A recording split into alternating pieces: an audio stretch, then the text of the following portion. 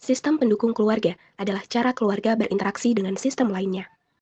Sistem pendukung keluarga merupakan hal-hal apa saja yang membantu keluarga untuk menyelesaikan masalah.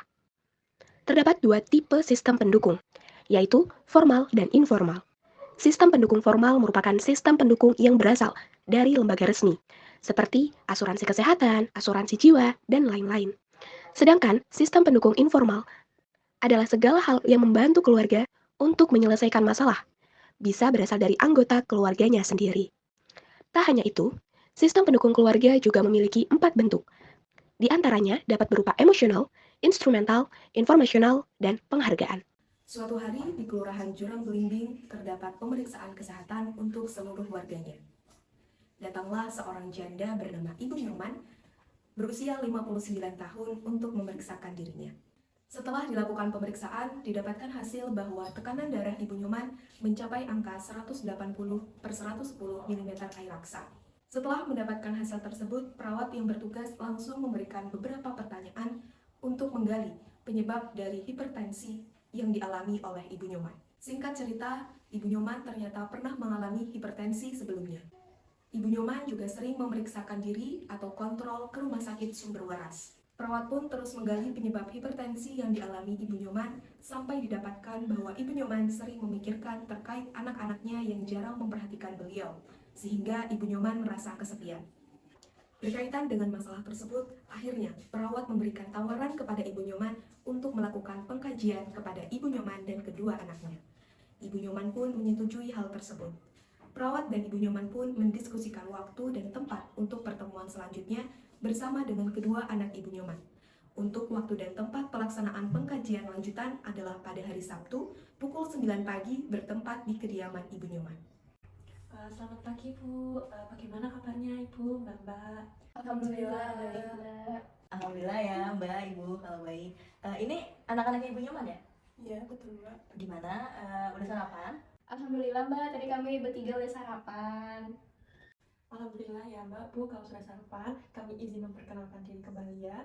Kami dari perawat Puskesmas Jurang Belimbing, saya perawat Nina dan ini rekan saya perawat Dinda. Kami bisa dipanggil Mbak atau Ana saja ya, Bu, Mbak. Kami di sini ditugaskan selama 3 bulan untuk memeriksa dan mengatasi masalah kesehatan di desa ini. Sebelumnya kami sudah cek kesehatan dan ngobrol kemarin Selasa ya Bu. Iya betul Mbak. Dan diketahui tekanan darah Ibu Nyoman kemarin mencapai 180/110. Padahal kalau normalnya Ibu Nyoman itu kan 120/80 ya. Jadi kami akan melakukan wawancara sebenarnya apa penyebab Ibu Nyoman itu tekanan darahnya tinggi begitu Mbak Bu. Nah, kami itu membutuhkan data nggak cuma dari Ibu Nyoman tapi dari Mbak Lutfi dan Mbak Dewi juga. Nah, kami di sini akan melakukan wawancara selama 30 menit. Apakah Mbak Dewi dan Mbak Lutfi berkenan? Berkenan Mbak. Baik, Alhamdulillah jika Mbak dan Ibu berkenan. Sebelumnya terima kasih banyak karena sudah meluangkan waktunya untuk ditanya-tanya atau diwawancari oleh kami. Sebelumnya saya ingin bertanya, saya boleh tahu nama, usia, dan pekerjaan atau kesibukan Mbak saat ini? Kalau saya namanya Dewi Mbak, usianya 35 tahun, terus cuma kerja jadi ibu rumah tangga aja. Saya Lutfi Mbak, anak kedua dari Bu Nyoman. Umur saya 26 tahun. Kalau sekarang saya kerjanya di digital marketing gitu Mbak. Baik, Mbak Lutfi, Mbak Dewi, kemarin kami sudah melakukan pengecekan tekanan darah ke Ibu Nyoman dan ternyata hasilnya itu cukup tinggi. Nah, apa Mbak Lutfi dan Mbak Dewi mengetahui mengenai hal ini? Iya nah, saya tahu, tapi saya juga kaget soalnya kan ibu saya kan minum obat terus, tapi ternyata darah tingginya masih ada. Ya Mbak, saya juga sudah tahu Mbak kalau ternyata Ibu itu punya darah tinggi. Tapi saya pikir juga darah tingginya itu udah terkontrol karena kan Ibu juga sudah rutin minum obat gitu. Tapi ternyata masih saja darah tingginya tuh sering gitu. Baik, tadi Mbak Lutfi bilang Ibu juga sudah rajin kontrol dan minum obat juga ya. Nah, kira-kira Ibu atau Mbak Lutfi bisa mengetahui nggak penyebab tekanan darah tinggi di Ibu ini kira-kira apa? Penyebab ya Mbak ya. Kalau makanan kayaknya sih udah dijaga ya Mbak ya. Garam-garaman itu saya udah nggak makan. Terus anak saya juga kontrol terus makanan saya Mbak. Ya Mbak, saya juga sebenarnya udah tiap hari itu ngecek makanan apa aja gitu yang dikonsumsi Ibu, biar Ibu juga tidak makan makanan yang sembarangan gitu.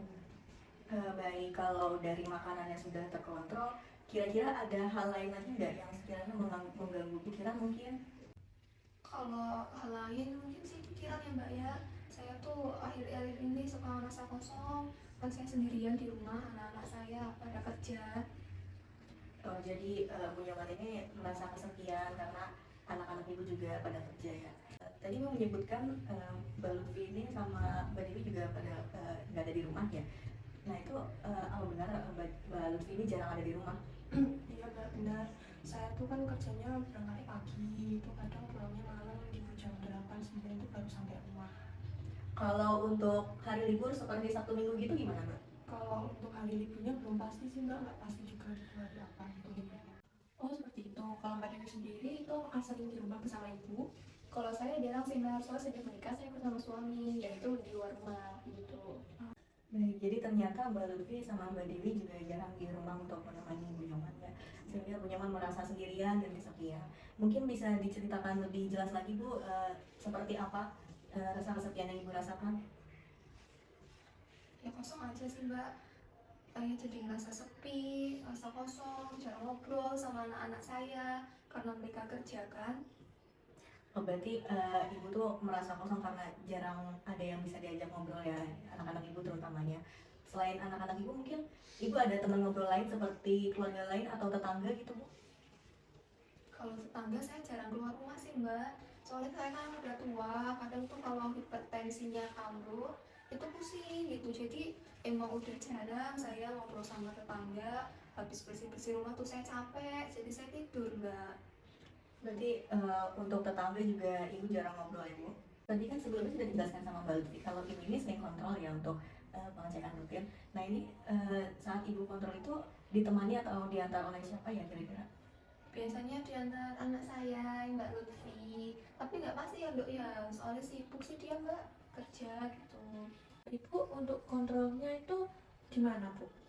Di rumah sakit Sumber apa ya Dok? Sumber Waras. Oh di rumah sakit Sumber Waras gitu. Oke. Kalau untuk jaminan kesehatan seperti BPJS itu kira-kira Ibu punya? Punya ya Dok ya Ibu ya. Punya BPJS Mbak. Kalau dari anak-anak Ibu sendiri, Mbak Lutfi sama Mbak Dewi juga punya BPJS? Iya punya Mbak. Alhamdulillah ya Mbak, Bu, kalau semuanya sudah mempunyai BPJS. Lalu Mbak dan Ibu-Ibu, apakah mengetahui layanan apa saja yang dapat ditanggung oleh BPJS? Kalau saya sih cuma tahu bisa buat kontrol. Biasanya saya kontrol pakai itu biar gratis gitu Mbak. Tapi bisa juga loh Mbak untuk persalinan supaya nggak bayar gitu. Iya Mbak. Iya betul Mbak, kalau lagi sakit itu pakai BPJS gitu. Oh alah, begitu. Baik. Kalau begitu, saya boleh lihat BPJS dari Bapak dan Ibu-Ibu sekalian nggak ya? Ya udah Ibu ambilin ya Dok ya. Aku aja Ibu. Ya, makasih ya Dok. Nah ini Mbak BPJS kita bertiga. Oh iya. Terima kasih ya Mbak. Saya izin melihat-lihat sebentar ya Mbak. Ya silahkan Mbak. Baik, saya kembalikan ya Mbak kartu BPJS-nya. Ibu, kalau boleh saya tahu, selain Ibu menggunakan BPJS ini untuk cek kesehatan dan kontrol, itu apakah ada hal lain yang Ibu dapatkan, misal untuk berkonsultasi mengenai mengatasi tekanan darah tinggi Ibu itu atau yang lain itu apakah ada Bu? Konsultasi ya Mbak. Konsultasi itu saya tanya-tanya gitu ya Mbak ya. Iya. Nggak ada sih Mbak kalau sama dokter sama perawatnya di rumah sakit Sumber Warasnya ya Dok ya. Nggak pernah sih Mbak. Paling cuma dikasih tahu saya suruh jaga makan gitu aja sih Mbak. Oh begitu ya Ibu. Ibu kan ini merasa kesepian ya Bu. Apakah Ibu pernah bercerita kepada dokter atau perawat gitu Bu saat kontrol? Kalau cerita nggak pernah saya sih Mbak. Paling cuma dibilangin itu yang tadi saya bilang suruh jaga makan, suruh olahraga yang bener. Ya olahraga apa saya udah tua ya Dok ya. Yang paling saya yang punya aja. Oh begitu ya Ibu. Kalau selain rumah sakit, apakah ada pelayanan kesehatan di dekat sini Ibu? Bidan sih biasanya. Oh kalau dari rumah jaraknya berapa meter Ibu? Ya 500 lah Mbak. Oh 500 meter. Jadi Bu Nyoman dan Mbak saya sudah menyampaikan kalau Bu Nyoman ini sering kontrol ke Sumber Waras dan kalau butuh pelayanan kesehatan terdekat ke bidan juga ya. Mungkin dari Mbak Lutfi atau Bu Nyoman atau dari Mbak Dewi bisa diceritakan bagaimana pengalaman menerima pelayanan kesehatan di tempat-tempat tersebut? Kalau saya ada pengalaman Mbak, waktu melahirkan anak pertama saya melahirkan di bidan itu. Terus bidannya itu pelayanan tuh satu-satu Mbak, apalagi pas sudah saya itu ke pembukaan ke-8 kalau nggak salah.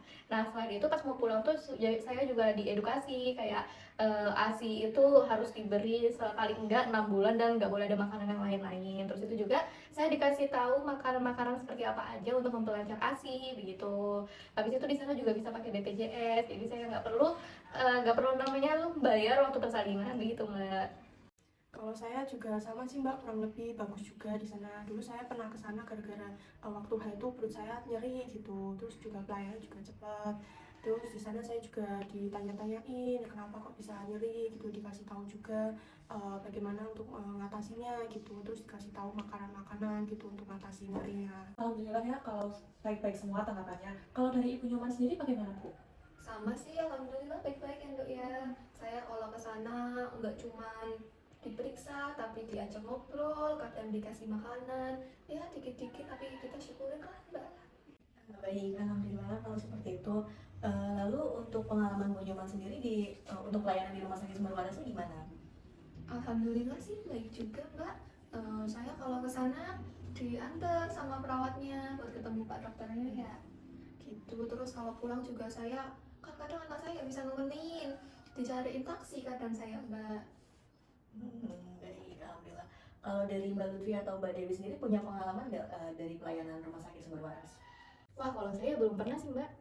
Alhamdulillah berarti sejauh ini Mbak dan Ibu merasa nyaman dan senang terhadap pelayanan Rumah Sakit Sumber Waras dan bidan terdekat ya? Iya Mbak. Lalu untuk kendaraan pergi ke rumah sakit itu sendiri, Ibu biasanya naik apa ke sana? Kalau berangkatnya saya naik becak sih Mbak. Pulangnya kadang dicariin taksi sama perawat sama dokter di sana. Terus kadang dianterin anak saya juga Mbak. Oh, berarti kadang diantar, kadang kalau sendiri itu naik beca gitu ya. Kalau Ibu sedang sakit, itu anak Ibu terutama Mbak Lutfi yang ada di rumah itu ikut membantu untuk mengurus Ibu. Alhamdulillah ya Mbak ya, Masya Allah anak saya kalau saya sakit, saya dirawat. Kalau saya demam misalnya itu Mbak dikompres, dipikirin bubur, kerjaan rumah yang dikerjain sama anak saya. Terus anak pertama saya Mbak, ya walaupun dia udah berkeluarga, tapi kalau ibunya sakit ya pulang, ibunya dijengukin, dirawat. Baik, alhamdulillah. Jadi Mbak Lutfi ini juga sudah terbiasa untuk merawat ibunya kalau sedang sakit ya. Iya Mbak, tapi kan saya juga nggak bisa sering-sering gitu, soalnya saya juga ada kerjaan lain. Oh, baik kalau begitu. Saya izin tanya kembali ke Ibu. Biasanya kalau misal di dalam keluarga itu sedang ada masalah, biasanya itu hal apa yang dilakukan Ibu untuk menyelesaikan masalah tersebut? Itu bisa diceritakan, Bu? Kalau lagi ada masalah ya Mbak ya biasanya namanya keluarga ya rembugan. Saya sama anak saya, ini dua ini Mbak, ya kita ambil keputusan yang paling apik lah ngoten Mbak. Biasanya kalau ada masalah seperti itu yang mengambil keputusan siapa? Ya kalau keputusan anak saya sih paling ya Mbak ya, soalnya saya udah tua, malah bingung gitu kalau saya suruh apa gitu mutus-mutusin gitu ya Mbak ya, bingung saya. Anaknya Ibu yang Mbak Dewi ini ya? Iya. Nah, kan Mbak Dewi ini kan udah di rumah ya. Biasanya kalau ada masalah gitu, apa Mbak Dewinya menyelesaikan lewat telepon kah atau datang ke rumah? Kalau lagi ada masalah ya dia sempetin waktu lah buat pulang buat ibunya. Oke, baik. Jadi biasanya Mbak Dewi pulang ke rumah untuk menyelesaikan masalah tersebut dulu ya. Oke, baik Ibu. Tadi kan kita sudah ngobrol-ngobrol panjang lebar ya, dan ternyata di sini bisa kita lihat kalau Ibu ini merasa kesepian dan gak ada teman ngobrolnya seperti itu. Iya. Dari Ibu Nyoman sendiri, apakah ada harapan Ibu untuk kedepannya gimana? Harapan ya Mbak ya kalau saya namanya udah tua, ini anak-anak saya kalau misalkan nggak punya waktu buat ibunya, ya setidaknya kalau weekend ya pulang, kita masak bareng gitu kayak dulu tuh. Udah seneng saya kayak gitu aja Mbak. Baik, setelah sudah ngobrol-ngobrol Bu, Mbak, tadi dapat ditarik kesimpulan dari data ini bahwa Ibu Nyoman mengalami tekanan darah tinggi dan kemungkinan penyebabnya tadi juga sudah diketahui dari Ibu Nyoman juga sudah alhamdulillah sudah dapat memanfaatkan fasilitas BPJS dengan baik. Tadi contohnya untuk kontrol. Dan dari sini juga semua anaknya sudah mendukung kesehatan ibu ya. Seperti tadi Mbak Lutfi itu merawat dan menjaga ibu. Mbak Lutfi itu menjaga pola makan ibu, terus menjaga kesehatan ibu. Nah, saya kira sudah 30 menit kami ngobrol-ngobrol. Saya kira saya cukupkan ya Bu, Mbak. Terima kasih Ibu Nyoman dan Mbak sekalian sudah meluangkan waktu untuk kami. Baik, karena obrolan kita sudah selesai, kemudian untuk minggu depan insya Allah kita akan bertemu lagi di hari Sabtu jam 9. Itu untuk mengukur kembali tekanan darah ibu, dan mungkin ada beberapa hal yang harus kami lakukan supaya ibu dan keluarga bisa lebih sehat. Untuk Mbak Lutfi, Bu Nyoman, dan Mbak Dewi sendiri apakah bersedia untuk minggu depan hari Sabtu jam 9 pagi? Ya, harus bersedia. Baik, alhamdulillah jika ibu dan keluarga bersedia. Kemudian untuk pertanyaan terakhir dari kami, bagaimana perasaan Bu Nyoman, Mbak Lutfi, dan Mbak Dewi setelah kita ngobrol-ngobrol selama kurang lebih 30 menit tadi? Ya, kalau saya sih seneng ya, Mbak. Makasih banyak. Saya seneng kalau ada temennya dikunjungin. Alhamdulillah ya Ibu. Kalau dari Mbak Dewi dan Mbak Lutfi bagaimana? Kalau saya juga seneng ya, Mbak. Saya jadi tahu kalau ibu saya itu ternyata tekanan darah tingginya itu terus-terusan ada karena mungkin lagi kepikiran saya dan adik saya. Dan di sini saya jadi tahu, dan saya jadi mencoba untuk lebih dekat lagi sama ibu saya dengan mengunjunginya lebih sering. Iya, kalau saya sama Mbak, padahal saya kan juga tinggal bareng ibu, tapi saya malah kurang tahu atau bahkan nggak tahu kalau ternyata ibu ini sering merasa kesepian gitu. Maafin aku ya Bu ya. Nggak apa-apa, nak. Kita sama-sama belajar ya, nak ya. Alhamdulillah jika Ibu dan Mbak merasa seperti itu, kami turut bahagia mendengarnya. Semoga Bu Nyoman dan keluarganya selalu diberi kesehatan dan kebahagiaan. Terakhir banget ini Bu, Mbak, sebelum kami pamit, apa ada yang ingin ditanyakan dari Bu Nyoman, Mbak Lutfi, dan Mbak Dewi? Nggak ada ya? Nggak ada sih, Mbak, kalau dari saya. Baik, kalau begitu mungkin kita akhiri. Kami pamit dulu, sampai bertemu minggu depan ya Bu, Mbak. 1 bulan kemudian, Ibu Nyoman menuju rumah sakit Sumber Waras bersama anak keduanya, Lutfi. Kunjungan ke rumah sakit ini adalah untuk memeriksakan kesehatan Ibu Nyoman. Didapatkan hasil bahwa tekanan darah Ibu Nyoman sudah normal kembali.